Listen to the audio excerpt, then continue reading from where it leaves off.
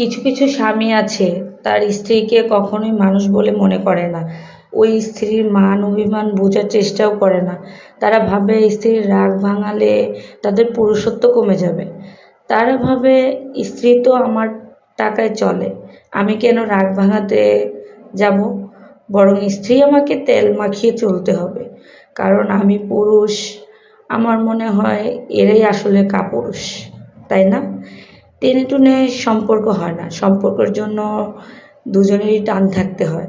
যার কাছে আপনার গুরুত্ব নাই, ভালোবাসা নাই, যে আপনার জন্য কোনো স্যাক্রিফাইসই করে না, যাই হোক সে মানুষটা আপনার না, আপনার ভালোবাসা পাওয়ার যোগ্যই সে রাখে না। তার এখনও আপনার ভালোবাসা পাওয়ার সময় হয়নি।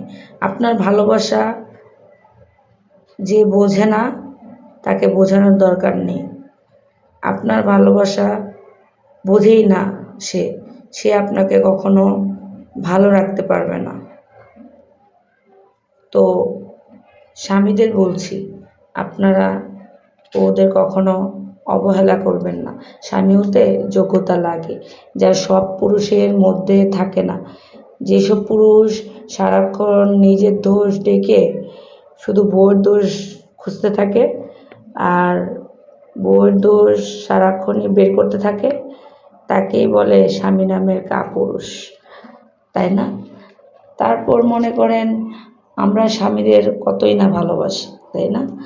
মনে রাখবেন, স্বামী নামের বেঈমানরা কখনো চোখের পানির মূল্য বুঝবে না। কারণ অন্য কাছে কথা বললেও সে বুঝবে, কিন্তু বেঈমানকে চোখের পানির মূল্য বোঝাতে যাবেন না, তাহলে বেঈমান তোমাকে আরো বড় আঘাত দিয়ে দিবে, যা তুমি জীবনেও সহ্য করতে পারবে না। তো ভালো থাকবেন।